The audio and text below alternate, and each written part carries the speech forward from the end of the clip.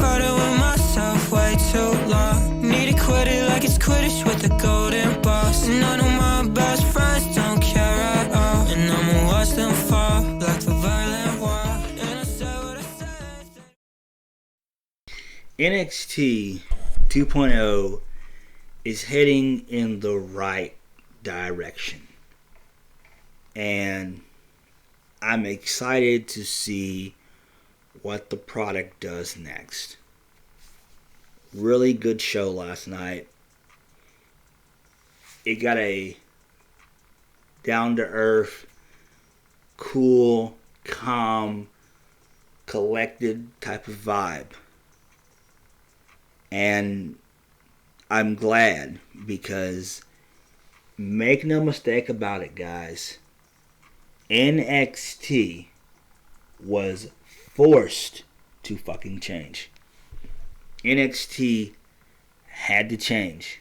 With AEW on the rise, it had to change.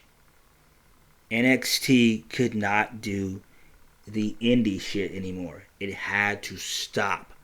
So therefore, Vince and company had to step in and remove Triple H, remove him of his duties, strip him of his duties, and say, watch how it's fucking done. NXT was never meant to be the WWE version of the fucking indies. It was never meant to be that. Even with its inception, it was never meant to be that. It was always meant as a developmental brand to bring men and women up to the main roster and get them ready for Raw or SmackDown and to main event WrestleMania and pay-per-views.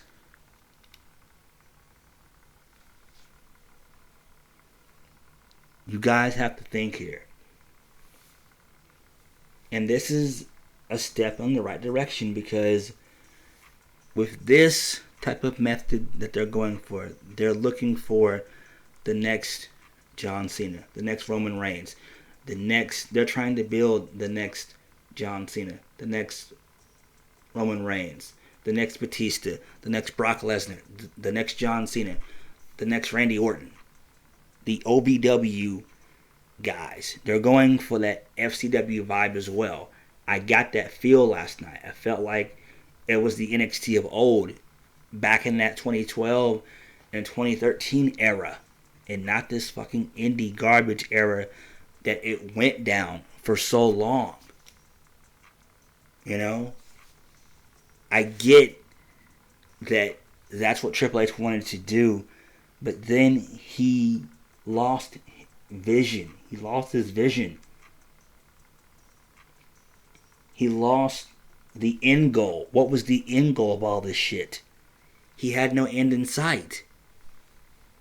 It was just sign this indie guy and sign that indie guy. It's ridiculous. But this show was good. I enjoyed it. I really did. The matches were short. And we saw new stars. New stars, new characters, and the emphasis on storytelling and character development.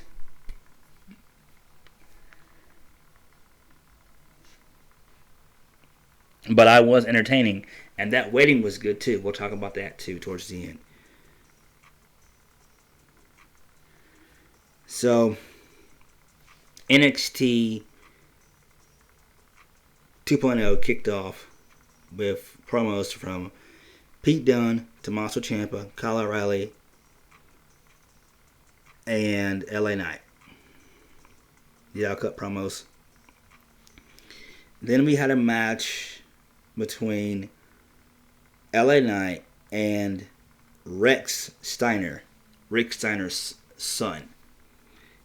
His name is now called Braun Breaker. What the fuck? But I don't really care about that as long as the man gets over, which I think he will. The guy looks so much like his pops. He's got so much potential, and I do see him moving up towards, moving on the main roster. He'll be on the main roster, debuting on the main roster. I can speak, I can talk. He'll be on the main roster, I would imagine, by 2023 or 2024. I'm hoping he can move on the main roster by 2023. Because this guy, he's got all the tools. He's got all the tools. And so, Rex Steiner defeated LA Knight via a power slam. So I'm fine with that. It needed to happen. I feel that LA Knight needs to be caught up on the main roster. It's time for him to go to the main roster. He should have been there from the start.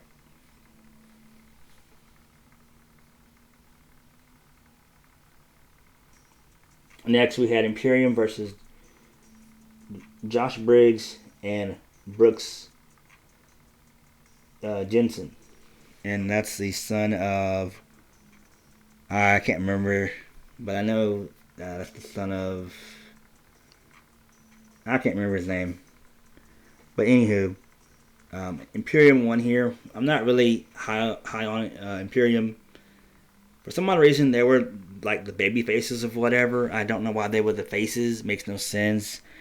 Is what it is. Then we had a backstage segment involving Hit Row. They had a really cool vignette. It was done beautifully. Then we had B-Fab versus Katrina Cortez. B-Fab wins with a net breaker. And it was, out came Legado del Fantasma with Electrica. They cut promos, and it's setting up to be an eight-person tag sometime in the near future. Don't know when. Next, we had some backstage segments involving Damian Priest and Austin Theory. They were back, and they hung out with the boys for the wedding. Then, Carmelo Hayes, my boy Carmelo Hayes. I'm kind of high on the guy. He came out with Trick Williams. And Williams has a background in football. He played at the state of South Carolina. So, yeah. That's pretty fucking cool. That's what they're going for. Looks like a wrestler. He's okay on the mic. I give him that. And Duke Hudson comes out. Getting ready for a match. He's jumped by Hayes and Williams. And it seems like they're turning Carmelo Hayes into a heel, which is fine. It needs to kind of happen. Even though he won the breakout tournament and he now holds that contract, I believe it's for any title on NXT 2.0.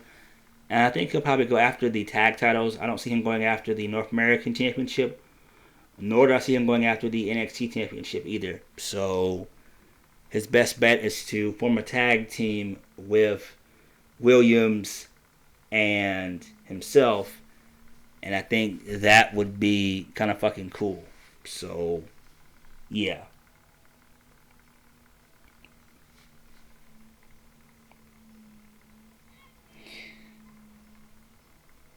So we'll see where that goes. Then we had Gigi Dolan and JC Jane versus Kaden Carter and Casey Catanzaro. That ended in a DQ. Mandy Rose got involved. She's now a fucking brunette. It was a six-person tag. And you add in Mandy Rose and Saray.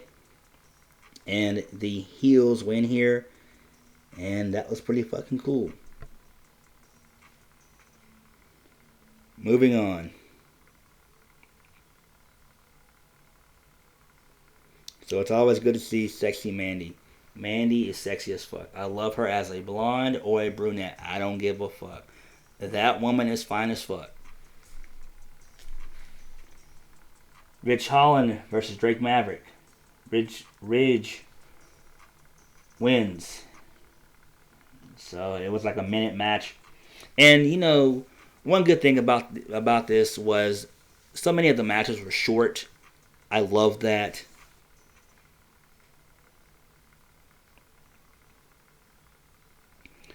And then Kyle O'Reilly was taken out earlier in the night by Pete Dunne and Ridge Holland, and he was replaced by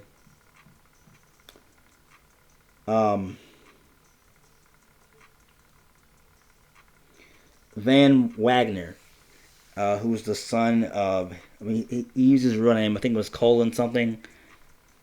So yeah, so that's pretty cool to see that. Then we had the Creed brothers versus two jobbers, Trevor Skelly and Dan Jarman. And the Creed brothers win. Then we see this Ronda Rousey-esque looking chick. Her name is Ivy Nile.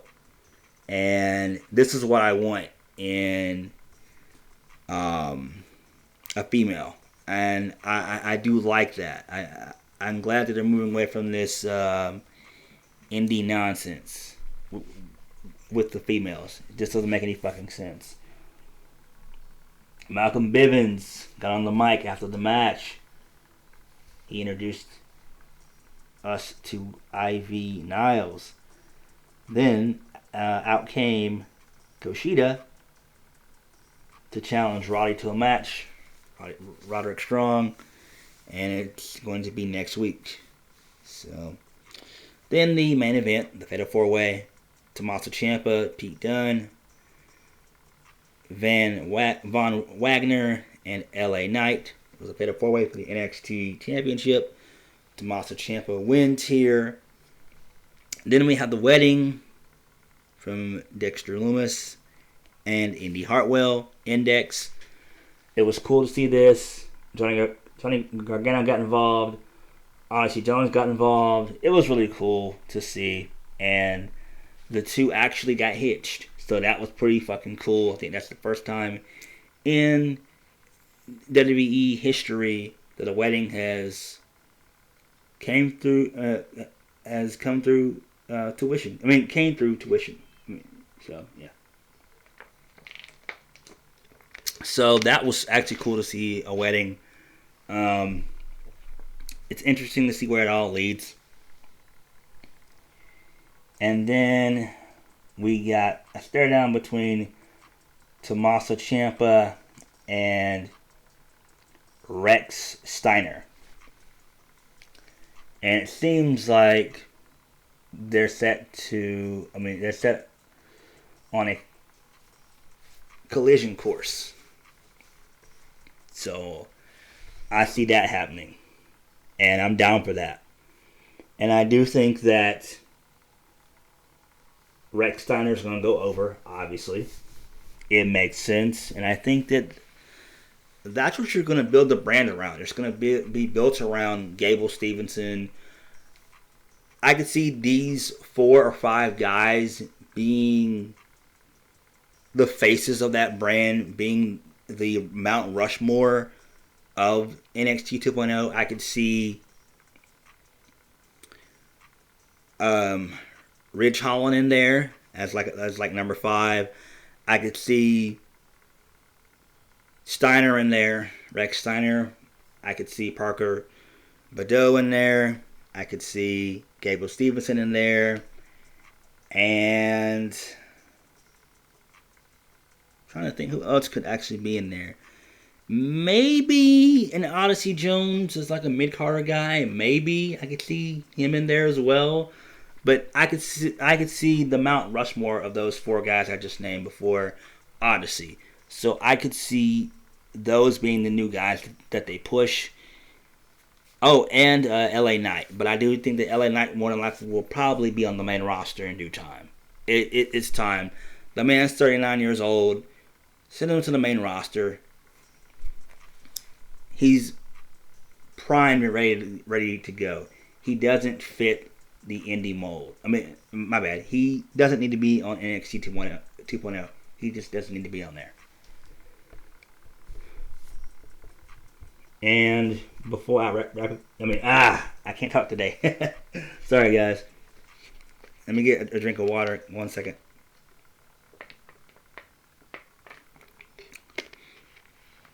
And before I end my bad. And before I end the video,